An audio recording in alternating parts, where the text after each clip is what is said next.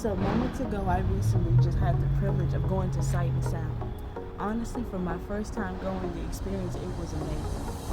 The effort that the actors put into like the whole stage play, it was wonderful.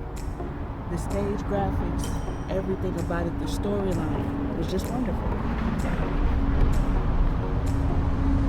In this book, it gives you all the history on what's going on and gives you inside pages of everything that you might see on stage, how they prep everything. Stage animation and graphics is one thing that I really have always wanted to study, so just going here really just boosted that even more.